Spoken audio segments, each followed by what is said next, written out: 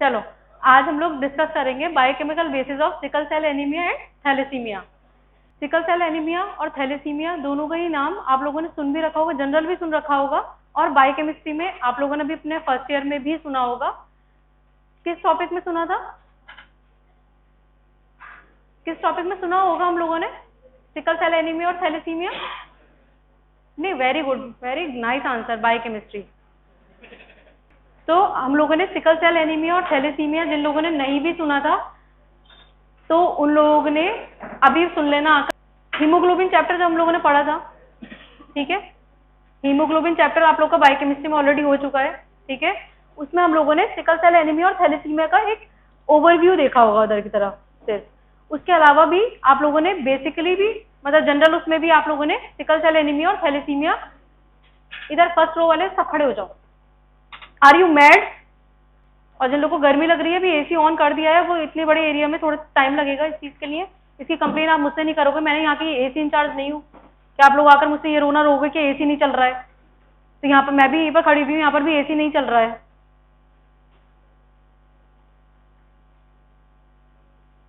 तो biochemical basis of sickle cell anaemia and thalassaemia, जब ये दोनों टॉपिक है, this is related to the haemoglobin.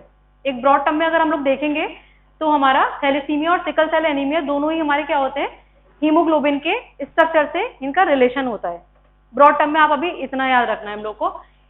अगर इन लोग का हीमोग्लोबिन के स्ट्रक्चर से एक रिलेशन है तो हम लोग को एक क्विक जो स्ट्रक्चर है हीमोग्लोबिन का, हम वो एक बार देख लेंगे। हीमोग्लोबिन का स्ट्रक्चर में हम लोग देखते हैं टेट्रामर होता है। हीमोग्लोबिन का स्ट्रक्चर क्या होता है? टेट्रामेरिक फॉर्म में होता है। टेट्रा मतलब 4 यूनिट्स होंगी, ठीक है। तो किस चीज की 4 यूनिट्स होती हैं? 2 अल्फा एंड 2 बीटा चेन, ठीक है। तो हीमोग्लोबिन के बारे में अगर कोई आपसे ऐसी रफ भी कोई चीज पूछता है तो haemoglobin is a tetramer which is consist of 2 alpha and 2 beta chain, ठीक है। ये इनकी अमाइनो एसिड के बेसिस पे इनकी कॉम्पोजिशन बताई हुई है। ये आज का मेन टॉपिक ये नहीं है, इसलिए हम ये डिस्कस नहीं करेंगे। जो मेन टॉपिक थोड़ा सा देखना है वो ये दोनों पॉइंट आप लोग याद रखना। इसमें हमारा क्या होता है, अल्फा चेन जो होंगी उनके जीन हमारे किस क्रोमोसोम पे प्रेजेंट होते हैं? Chromosome number 16। And beta globulin chain के जो जीन्स हैं these are present on chromosome number 11, ठीक है। तो अभी हम लोग को जो पॉइंट याद रखने हैं वो हम लोग को इतना याद रखना है, हीमोग्लोबिन एक टेट्रामेरिक फॉर्म में रहता है which is consist of 2 alpha chain and 2 beta chain, ठीक है। अल्फा चेन के जो जीन्स होते हैं these are present on chromosome number 16 and for globulin chain chromosome number 11, ठीक है। ये इसका एक स्ट्रक्चर है जिसमें हम लोग डिटेल में इसलिए नहीं जा रहे हैं क्योंकि आज का टॉपिक भी नहीं है।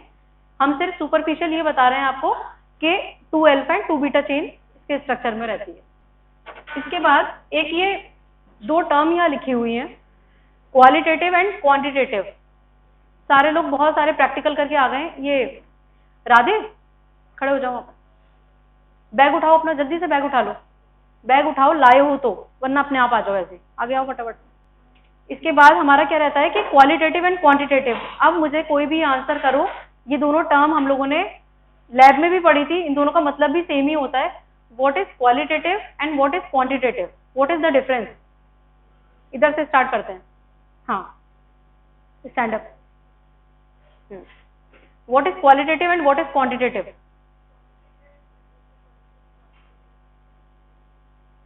लैब में हम लोगों ने जो प्रैक्टिकल किए थे वो कौन कौन से क्वालिटेटिव और क्वांटिटेटिव थे?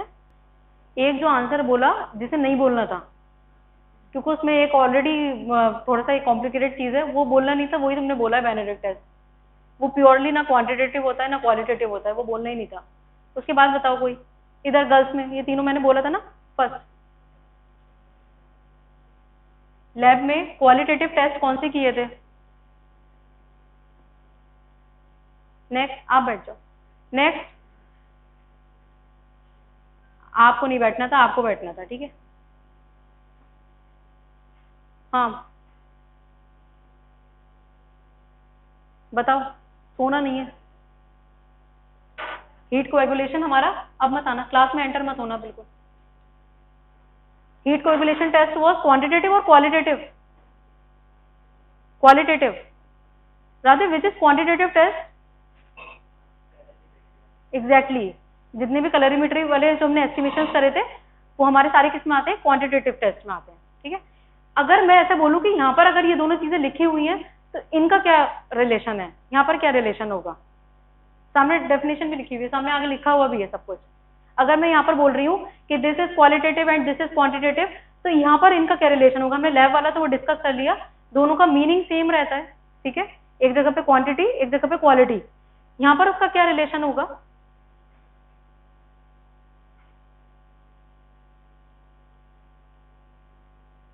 डेफिनेशन से भी नहीं समझ पा रहे हो, यहाँ पर जो लिखे हैं पॉइंट उसे भी नहीं पढ़ पा रहे हैं।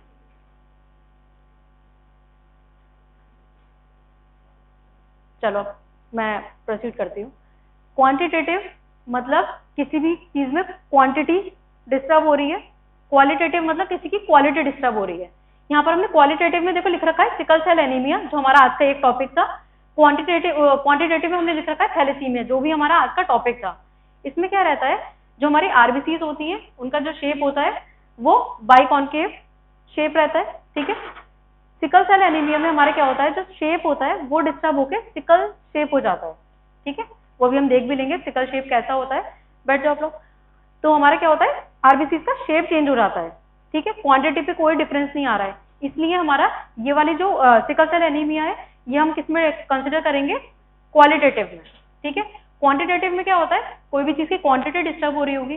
तो थैलेसीमिया में अभी हम आगे पढ़ भी लेंगे इस चीज को कि हमारी क्या होती है, क्वांटिटी, क्योंकि ग्लोबुलिन चेन में डिस्टर्बेंस हो जाता है, अल्फा चेन या ग्लोबुलिन चेन में, जिसकी वजह से क्वांटिटी अफेक्ट होती है, ठीक है। इसलिए हमारा क्वांटिटेटिव वाले में क्या आएगा, हमारा थैलेसीमिया, और क्वालिटेटिव में हमारा क्या आता है, सिकल सेल एनीमिया। इसके बाद नेक्स्ट हमारा आता है हीमोग्लोबिनोपैथी।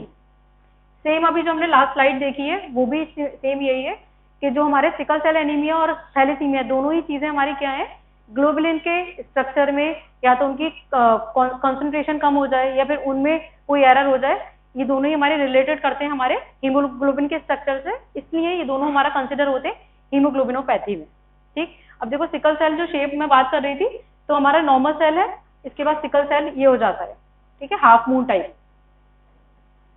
इसके बाद next history sickle cell anaemia की ये है, मतलब मैं सिर्फ एक रफली आप लोग को बता रही हूँ। 1904 में क्या हुआ था कि एक जो बाद में डेंटल सर्जन थे, वो जब अपनी पढ़ाई के लिए यूएस गए, तो उन्होंने वहां जाने के बाद उनको रेस्पिरेटरी डिस्ट्रेस हुआ, तो उन्होंने ऐसे डॉक्टर को जाके दिखाया। तो उस टाइम पे उनके सीनियर डॉक्टर प्रेजेंट नहीं थे, वहां पर कोई इंटर्न थे। अब आप लोग कैसे टाइप के इंटर्न बनोगे मुझे नहीं पता, ठीक है, क्योंकि आप लोग इतने सीरियस नहीं हो। एक तो पुराने जमाने में थे वो लोग, ठीक है, तो वो एक्स्ट्रा सीरियस होते थे। तो उनके इंटर्न को उन्होंने जब दिखाया तो उन्होंने उनकी ब्लड टेस्ट करवाया। गूगल पे उनके ब्लड टेस्ट की रिपोर्ट भी पड़ी हुई है, सोचो उस टाइम की, जो हाथ से लिखी हुई थी। तो उन्होंने ब्लड टेस्ट करवाया, तो उन्होंने ये देखा कि जब उनका ब्लड टेस्ट हुआ तो एक स्मेयर के उसमें देखा कि सेल्स जो हैं वो कुछ डिफरेंट से शेप की हैं, जो रूटीन शेप होता है वो शेप नहीं है, कुछ डिफरेंट सा शेप है। उस टाइम पे उन्हें पता नहीं था कि, तो वो सिकल शेप जो हाफ मून वाला शेप था ना, वैसे उन्होंने देखी वो सेल है। 1904 का ये था, वो फर्स्ट केस जो है डॉक्यूमेंटेड फर्स्ट केस है। देखो डॉक्यूमेंटेड का मतलब ये होता है कि हमने वो पहला केस डॉक्यूमेंटेड हुआ, वरना तो पता नहीं कितने लोग तो पता ही नहीं चल पाती हैं चीजें। उसके बाद वो जाकर 17 उसमें जाकर इसकी जेनेटिक बेसिस डिस्कस करी गई, और फाइनली 1922 में जाकर इसका सिकल सेल एनीमिया से नाम दिया गया। इसे नाम कब हुआ, जब ऑलरेडी 4 केसेस हमारे रिपोर्ट हो चुके थे, जब जाकर इसे सिकल सेल एनीमिया का नाम दिया गया। ये आपका इसका पार्ट नहीं है, मैं सिर्फ ऐसे ही डिस्कस कर रही थी। इसके बाद हमारा सिकल सेल एनीमिया होता क्या है। सिकल सेल एनीमिया में अभी हम लोग ने ये डिस्कस किया, जो रेड ब्लड सेल्स होती हैं जिनका नॉर्मल शेप होता है वो चेंज होकर सिकल शेप हो जाता है, ठीक है। अब जो पूरा टॉपिक है बायोकेमिकल बेसिस, वो पूरा इस स्लाइड में है। अगर ये स्लाइड हमें क्लियर हो गई तो हम लोग ये चीज क्लियर कर सकते हैं कि सिकल सेल एनीमिया में होता क्या है, ठीक। यहाँ पर हमारा सबसे पहली चीज जो मैंने आपको बताई थी, jeans of beta globulin chain किस क्रोमोसोम पे होते हैं,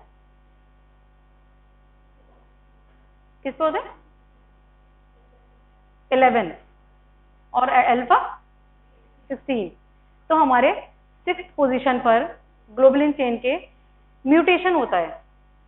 तो म्यूटेशन से ये याद आया, Manish will answer. Manish Chopra, stand up. You are continuously talking. I don't know what you people are discussing. What is mutation? अब जिनसे आप बात कर रहे थे उनसे बोलो, वो म्यूटेशन बताएंगे। What is mutation?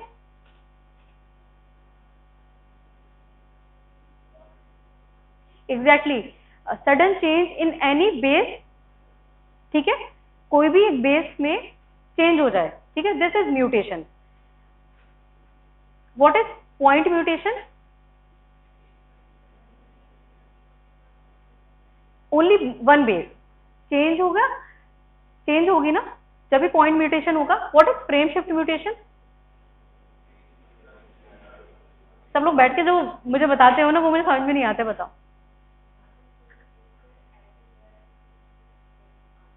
Not only addition, deletion also, ठीक है। पॉइंट म्यूटेशन में हमारा क्या था कि जो सिंगल बेस है, वेरी गुड, सिंगल बेस जो है वो क्या है, वो चेंज हो जाती है, वो डिलीट भी नहीं हो रही है, वो ऐड भी नहीं हो रही है, सिर्फ क्या हो रहा है, उसका चेंज हो रहा है किसी और बेस से। This is point mutation, single base में हो रहा है, इसलिए इसे पॉइंट म्यूटेशन बोल रहे हैं। फ्रेम शिफ्ट म्यूटेशन में क्या होता है, कोई भी बेस हमारी ऐड होगी या डिलीट हो जाएगी, जिसकी वजह से पूरा फ्रेम आगे तक का जो फ्रेम है वो पूरा चेंज हो जाएगा, इसीलिए इसे बोलते हैं फ्रेम शिफ्ट म्यूटेशन, ठीक। तो हमारा यहाँ पर कौन सा म्यूटेशन हो रहा है? चलो ये चीज का आंसर बाद में करना कि कौन सा वो हो रहा है म्यूटेशन। अभी ये देखो, ये क्या है हमारा normal DNA, this is normal DNA. इसमें हमारे नॉर्मल डीएनए में देखो लिखा हुआ है GAG, ठीक है। What is G, what is A? Who is saying glycine और alanine? Are you serious? Guanine and adenine, आप लोग कहां पर चले गए? Glycine, we are not talking about amino acid, this is DNA. तो यहां पर क्या होगा, नाइट्रोजनस बेसेस होंगी, ग्लाइसिन और एलेनिन, मतलब कुछ भी। तो हमारा फर्स्ट यहां पर क्या आएगा, GAG, ग्वानिन एडेनिन, ठीक है। डोंट लाफ, हो गया ना, बस वैसे ही बड़े ब्लंडर आंसर दिया है जिसने भी दिया था। इसके बाद हमारा क्या होता है, what is the complementary basis of GAG? CTC, ठीक है। इसके बाद RNA सिंथेसिस होगी, CTC का जो कॉम्प्लीमेंट्री होगा GAG, और हमारा नॉर्मल प्रोटीन की सिंथेसिस हो जाएगी, ठीक है। This is normal condition. अब हमारा सिकल सेल एनीमिया में क्या होता है, सिकल सेल एनीमिया में जहां पर GAG था वहां पर क्या होता है, सिर्फ एडेनिन की जगह पे हमारा क्या आ जाता है, what is T here? Don't say threonine और टायरोसिन, थायमिन, ठीक है, थायमिन। तो हमारा क्या होता है, GAG जो एडेनिन की जगह पे हमारा क्या रहता है, इन प्लेस ऑफ एडेनिन क्या रिप्लेस करता है वो, थायमिन, थायमिन करता है। ये टायरोसिन या ट्रिप्टोफैन? Thiamine, okay. ये जो मैंने तीनों बोले थे, these are amino acid and thymine are nitrogenous base, ठीक। तो हमारा क्या हो जाता है, एडेनिन की जगह पे थायमिन आ जाता है। What is this? Is this frame mutation और पॉइंट म्यूटेशन? पॉइंट म्यूटेशन, क्योंकि अभी हम लोगों ने ये डिस्कस किया था, point mutation is the change in single base, ठीक है। अब क्या है, GTG था वहां पर, उसका कॉम्प्लीमेंट्री CAC आया। अब देखो यहाँ पर CAC से हमारा GUG क्यों आया, GTG क्यों नहीं आया? Who will answer? RNA है तो एग्जैक्टली, तो इतना गुस्सा क्यों हो रहा है, तमीज से बोल लो। थायमिन नहीं होता, यूरेसिल होता है हमारा डीएनए वो RNA में, ठीक है। तो हमारा क्या था, CAG की कॉम्प्लीमेंट्री हमारा क्या आया, GUG, ठीक है, ये हमारा म्यूटेशन हुआ। अब पॉइंट कहाँ आता है, जो हमारा GAG आते हैं, these are codons, triplet codons होते हैं, ये अमाइनो एसिड को कोड करते हैं। तो हमारा GAG जो कोड करता है वो हमारा करता है ग्लूटामेट को, ठीक है। अब हमारा जो ये होता है GUG, ये हमारा कोड करता है वेलिन को। तो हमारा अमाइनो एसिड ही चेंज हो गया, जो अभी 6th पोजीशन पे हमारा ग्लूटामेट को कोड कर रहा था, वो अब हमारा किसे करने लगा है, वेलिन को, ठीक है। तो this is the biochemical basis of sickle cell anaemia. अगर कोई आपसे पूछे कि बायोकेमिकल बेसिस क्या है, उसमें बायोकेमिकल क्या वो है, अब ये तो आप बता दो कि शेप चेंज हो गया, लेकिन अगर कोई बायोकेमिकल रीजन आपसे पूछेगा तो व्हाट यू विल आंसर, कि at position number 6 in place of glutamate valine will take place due to point mutation, ठीक है। मुझे अब कोई भी क्लास में खड़े होकर इस स्लाइड को एक्सप्लेन कर दो, मैं नाम लेके बोलूं इससे बेटर ये कि खुद एक्सप्लेन कर दो, कोई भी ग्रुप में नहीं करना है, नाम लेके बोलूं फिर। चलो साहिल से स्टार्ट करते हैं।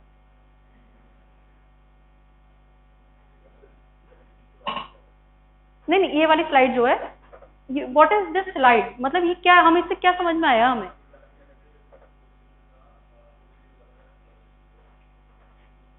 इन सिकल सेल एनीमिया, ठीक है, वेरी गुड। उम्मीद थोड़ी नहीं थी मुझे, कम थी, वेरी गुड, लेकिन वेरी गुड। नहीं, अब क्लैपिंग नहीं करना, इतना भी अचीवमेंट नहीं हुआ है कुछ, ठीक है। तो हमारा क्या होता है, in place of glutamate valine will take place due to point mutation, याद रखना सारे लोग, पॉइंट म्यूटेशन होगा। इसके बाद हमारा नेक्स्ट हमारा पॉइंट आता है, ये एक क्या है, अभी हम ये देखेंगे कि सिकल सेल एनीमिया जो होता है हमारा, उसमें कौन सा वो रहता है, और ट्रेड किसे बोलते हैं हम लोग, नॉर्मल किसे बोलते हैं। ये जो जिसमें एक जीन हमारा नॉर्मल है, एक हमारा डिसऑर्डर्ड है, उसे हम लोग क्या बोलते हैं, ट्रेड, ठीक है। तो अगर दो ट्रेट अगर हमारे हैं तो वो दोनों हमारे क्या रहेंगे, पहली बात तो वो कैरियर रहेंगे, उनमें प्रॉपर सिम्टम्स नहीं होंगे, थोड़े बहुत सिम्टम्स होंगे क्योंकि एक जीन तो उनका डिफेक्टेड है, ठीक है। तो हमारा उसमें क्या रहता है कि ये हमारे कैरियर होते हैं, या आगे ये डिजीज कॉज कर सकते हैं। अब इनका जो परसेंटेज रहती है, तो क्या रहता है कि अगर ये दोनों जो हमारे कैरियर्स हैं, ये दोनों कैरियर्स को अगर इनके 4 ऑप्शंस हो सकते हैं, या तो इनके जो चाइल्ड होंगे वो नॉर्मल होंगे, या फिर सिकल सेल होंगे कंप्लीट, और जो इसमें से 2 चांसेस क्या होते हैं हमारे, अगेन ट्रेड्स होने के, ठीक है। ये चीज समझ में आती है कि normal gene is equal to normal, sickle cell gene defected gene दोनों मिलके हमारा सिकल सेल, और दोनों के एक डिफेक्टेड एक का नॉर्मल, तो हमारे क्या आएगा, दोनों ट्रेट में आ जाएंगे, ठीक है। इसके बाद नेक्स्ट हमारा है, नेक्स्ट ये होता है कि सिकल सेल एनीमिया में ऐसा क्या होता है कि उसे नाम एनीमिया बोल रहे हैं हम लोग। तो इसमें हमारा क्या रहता है, जो ऊपर एक नॉर्मल ऑक्सीजनेटेड हीमोग्लोबिन है, HbA लिखा हुआ है, दिस इज अडल्ट हीमोग्लोबिन, ठीक है। नॉर्मल है, अल्फा चेन है, 2 बीटा चेन है, ठीक है। इसके बाद नेक्स्ट हमारा क्या गया, डीऑक्सी हीमोग्लोबिन है, वो भी अडल्ट है और वो भी नॉर्मल है। तो उसमें क्या है, हमारे 2 रिसेप्टर होंगे और ये नॉर्मल है यहाँ पर। अब इसके बाद जो है ऑक्सीजनेटेड HbS लिखा है, what is HbS, sickle haemoglobin, ठीक है। तो ये क्या है, सिकल हीमोग्लोबिन है, oxygenated, and next is deoxygenated. इसमें क्या है, आप लोगों ने ब्लू कलर के दिख पा रहे होंगे, दीज आर पैचेस, ठीक है, स्टिकी पैचेस। ये क्यों है, क्योंकि जो ग्लूटामेट था that was hydrophilic in nature and valine is hydrophobic in nature. तो ड्यू टू हाइड्रोफोबिक नेचर ये हमारा क्या करता है, स्टिकी पैचेस बना लेता है वेलिन, ठीक है। तो स्टिकी पैचेस बन गए। अब आप खुद सोचो, डीऑक्सीजनेटेड जो है वो एक दूसरे से बाइंड नहीं कर पाएंगे, क्योंकि जो इसके रिसेप्टर्स हैं वो उसके पास कोई भी उस पर ऐड होने के लिए नहीं है, ऑक्सीजनेटेड वाले में भी नहीं है। आप लोग डीऑक्सीजनेटेड वाला स्ट्रक्चर देखोगे तो वो एक दूसरे से मिक्स हो सकते हैं, जो स्टिकी पैच है सेकंड वाले के, वो रिसेप्टर पे आके बाइंड होके पॉलीमराइज एक चेन बना सकते हैं। तो हमारा जो सिकल सेल एनीमिया में हम लोग बोलते हैं, वो हम लोग बोलते भी यही है, it is due to the polymerisation of deoxygenated haemoglobin, polymerisation of deoxygenated haemoglobin. फिर इसके डीऑक्सीजनेटेड हीमोग्लोबिन की एक चेन बन जाती है, जो एक रॉड फॉर्म में बन जाती है, जिसकी वजह से क्या होता है, ऑक्सीजन कैरिंग कैपेसिटी जो है उसकी कम हो जाती है, और उसका रीजन और हम आगे पढ़ लेंगे कि फिर क्या क्या हो जाता है। सेकंड पॉइंट एक और इम्पॉर्टेंट ये है, जो हमारा आरबीसी की बात कर रहे थे, उनका लाइफ स्पैन कितना होता है, 120 डेज, ठीक है। जो हमारा सिकल सेल HbS जो होता है, इनका जो लाइफ स्पैन होता है बहुत कम होता है, दैट इज 20 डेज ओनली, ठीक है। तो याद करने का तरीका ये है, 120 में से 1 हटा दो, 20 डेज, ठीक है। अब इतना कम हमारा क्या है लाइफ स्पैन है, तो वो जल्दी जल्दी ब्रेक होगा, ठीक है, जिसकी वजह से हमारा क्या होता है, एनीमिया हो जाता है। इसके बाद अगर मैं एक पॉइंट इसके बाद एक ये डायग्राम है, हमारा नॉर्मल हीमोग्लोबिन है, ठीक है, नॉर्मल हीमोग्लोबिन था, शेप अपना उसका कॉनकेव है। उसके बाद जाकर वो हमारा वेसल्स में जाकर प्रॉपर रन कर रहा है, कोई प्रॉब्लम नहीं आ रही है। यहाँ पर हमारा क्या हुआ, पॉलीमराइजेशन की वजह से एक रॉड की सिंथेसिस हुई, जिसकी वजह से शेप चेंज हुआ। कौन सा शेप हो गया, सिकल शेप हो गया। तो सिकल शेप क्या होता है, स्मूथली आर्टरीज में मूव नहीं कर पाता, देखो कैसे ब्लॉकेज हो रही है उसकी, क्योंकि उसका शेप थोड़ा सा हाफ मून टाइप का हो गया है, तो जिसकी वजह से आर्टरीज में उसकी ब्लॉकेज होने लग जाती है, ठीक है, ब्लॉकेज होने लग जाएगी। सेकंड, लाइफ स्पैन इतना कम है, तो हमारा क्या हो जाता है, और दूसरी चीज क्या है, पॉलीमराइजेशन करा देगा, तो इसकी ऑक्सीजन कैरिंग कैपेसिटी भी खत्म हो जाती है, जिसकी वजह से हमारा क्या हो जाता है, सारे बॉडी में कहीं पर भी ऑक्सीजन की डेफिशिएंसी होने लग जाती है हर जगह पर। हर चीज के लिए ऑक्सीजन की रिक्वायरमेंट होती है, वहां ऑक्सीजन नहीं जा पाएगी तो फिर हमारी डैमेज होना स्टार्ट हो जाती है। ठीक है, वो इसके सिम्टम्स में भी आ जाता है। उसके बाद एक सिम्टम है, वो उसका आंसर बस आप लोग कर देना। यहाँ पर सारे सिम्टम्स लिखे हुए हैं, उसमें एक लिखा है yellowing of eye and skin. इसे एक्सप्लेन करो कोई भी कि what is the relation of sickle cell anaemia with the yellowing of eye and skin, क्यों लिखा हुआ है हमने ये? चलो आंसर करो। आंसर कर भी रहे, हाँ आप आंसर कर भी रहे थे ना अभी।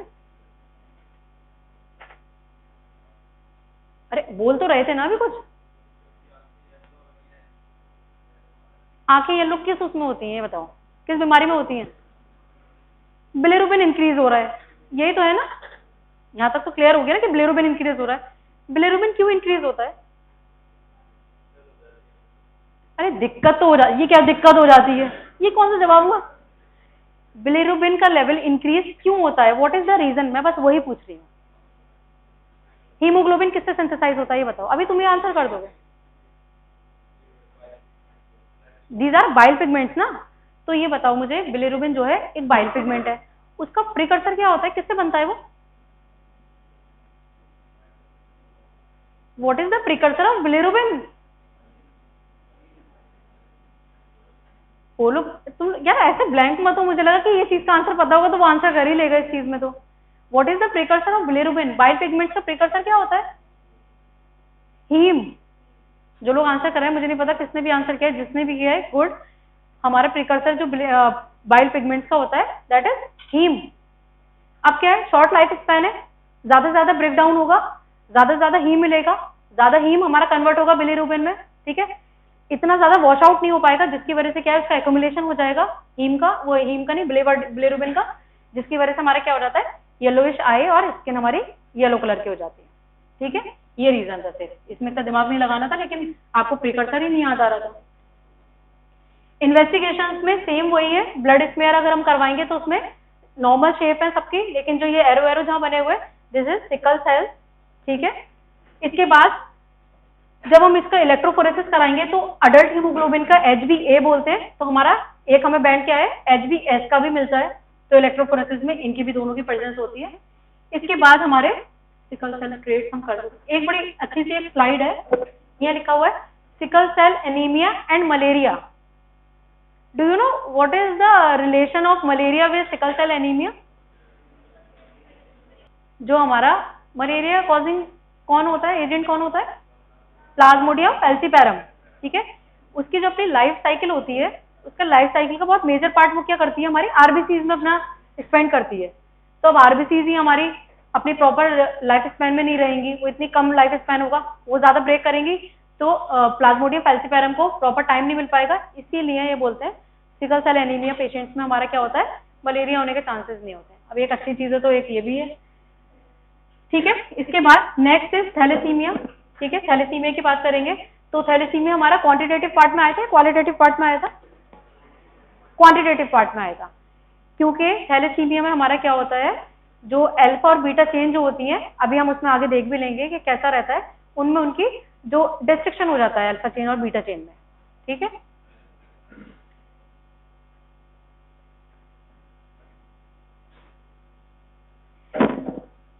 Now thalassaemia is classified into 2 types.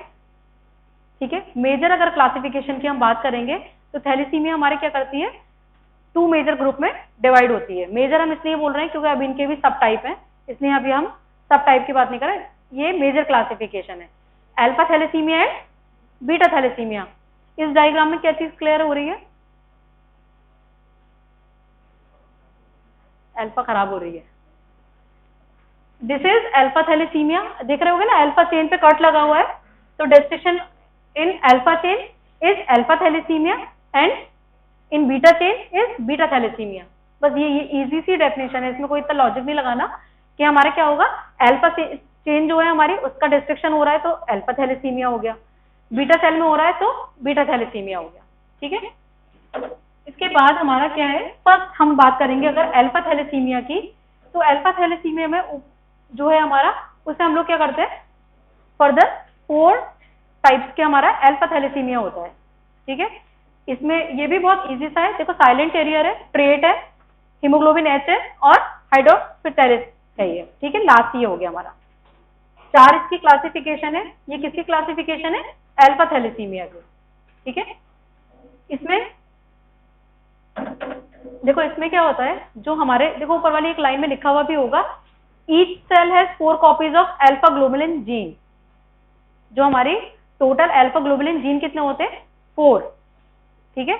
अगर आपको ये नाम सीक्वेंस से पता है टाइप्स के, तो आपको या तो आप ये पता कर लो या ये पता कर लो।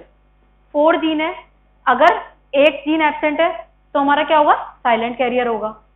2 जीन एब्सेंट है तो थैलेसीमिया माइनर होगा। 3 जीन एब्सेंट है तो हीमोग्लोबिन एच होगा। और अगर चारों जीन नहीं है तो हमारा क्या होगा? हीमोग्लोबिन पार्ट, ठीक है। जो हमने जो चारों क्लासिफिकेशन अल्फा थैलेसीमिया की पढ़ी थी अभी, वो चारों हमारी क्या है? On the basis of genes है। नेक्स्ट इसमें हमारा जो भी मैं बोल रही थी ना 1 जीन 2 जीन वाला, तो वो इसके डायग्रामेटिकली प्रेजेंटेशन ये है इसकी।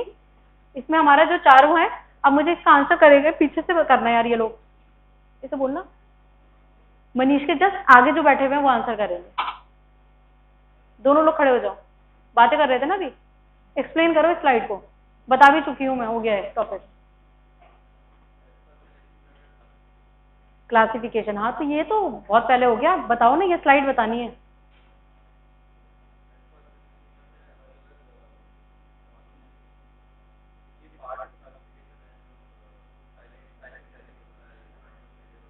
ठीक है, क्या होता है उसमें? यही तो मैं सामने क्या लिखे हुए हैं वो सब, यही तो मैं पूछ रही हूँ। तो चारों टाइप हो गए हमारे थैलेसीमिया के, अल्फा थैलेसीमिया के ये चारों टाइप हैं, ठीक आंसर किया है। इसके बाद इन चारों टाइप में क्या होता है वही तो हम पूछ रहे हैं, स्लाइड में लिखा हुआ भी है सामने।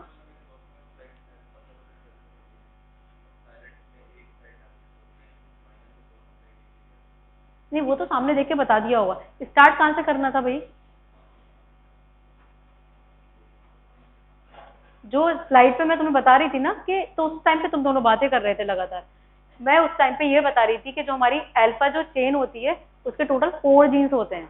जो आप बोल रहे हैं ना राइट साइड एब्सेंट है और लेफ्ट साइड एब्सेंट है, ये नहीं बोल वो था, उसके 4 जीन्स होते हैं, ठीक है।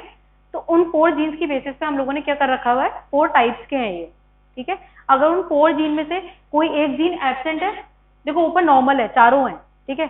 उसके बाद सेकंड साइलेंट कैरियर में एक एब्सेंट है, माइनर में 2 एब्सेंट है, हीमोग्लोबिन एच में 3 एब्सेंट है जीन, और लास्ट में हमारे बार्ट हीमोग्लोबिन जो है उसमें हमारे चारों एब्सेंट है। और सबसे सीवियर कंडीशन हमारी क्या होती है?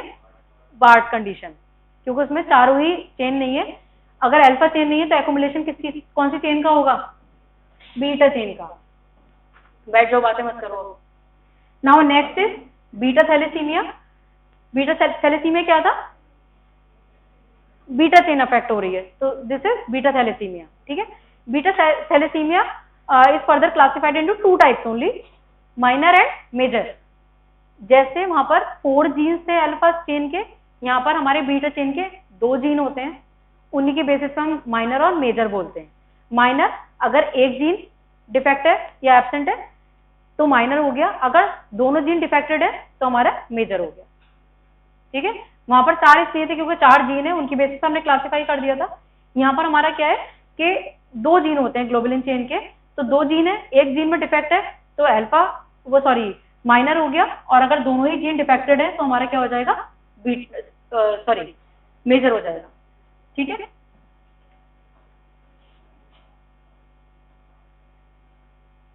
अब ये इनहेरिटेंस ऑफ थैलेसीमिया है। थैलेसीमिया में क्या रहता है, ये डायग्राम से अगर आप लोग थोड़ा सा देख पा रहे हो, मदर नॉर्मल है, फादर नॉर्मल है, तो नॉर्मल चाइल्ड होगा, ठीक है। ये तो नॉर्मल है, ठीक है। इसके बाद मदर नॉर्मल है और फादर क्या है? ट्रेट है। ट्रेट मतलब एक जीन नॉर्मल है और एक जीन हमारा क्या है? डिफेक्टेड है, ठीक है। तो हमारे ये ट्रेट है। अगर मदर नॉर्मल है तो हमारे इसमें चांसेस क्या रहते हैं कि अगर नॉर्मल जीन से डिफेक्टेड जीन का वो होगा तो हमारा क्या होगा? डिफेक्टेड रहेगा। और हमारा क्या है? 25% चांसेस क्या रहते हैं हमारे नॉर्मल के, और जो है 50% जो हमारे रहते हैं वो हमारे किस उसके रहते हैं? ट्रेट के। नहीं ये वाला तो हम नीचे वाली की बात कर रहे हैं, हम ऊपर ही वाली की बात करेंगे। तो हमारे क्या है, सॉरी, जो हमारा नॉर्मल मदर थी और हमारा फादर क्या थे? ट्रेट थे, तो हमारे 50% चांसेस क्या रहते हैं, नॉर्मल के, और 50% क्या रहते हैं, ट्रेड के। ठीक है, अगर फादर और मदर दोनों ही ट्रेड है तो हमारे क्या रहते हैं, 25% चांसेस होते हैं डिजीज के, 25% चांसेस होंगे नॉर्मल के, एंड 50% चांसेस किसके होंगे, ट्रेड के। ठीक है, सेम ऐसे अगर नेक्स्ट वाले में आ जाएंगे, जो ऊपर वाली कंडीशन है सेम वो आ जाएगी, और नॉर्मल वाले में तो नॉर्मल ही रहेगा। ठीक है, ये हमारा क्या है, इनहेरिटेंस है। अब इसका तो आंसर मुझे मैं बता रही हूँ कौन करेगा। कि नेक्स्ट वाली जो दोनों लड़कियां बैठे हुए ना, आप लोग आंसर करो इसका।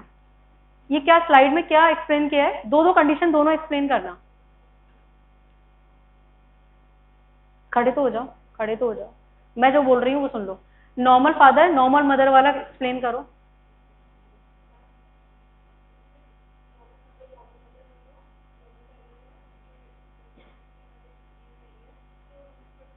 ठीक है, नेक्स्ट है normal mother and father trait.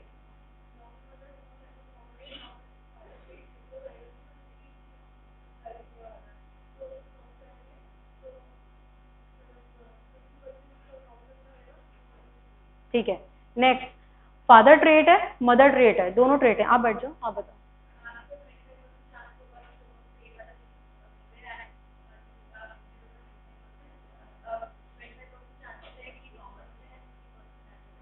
ठीक है, और फिर ये सेम कंडीशन ऊपर वाली जो वो एक्सप्लेन कर चुकी है, वो सेम कंडीशन है। ठीक,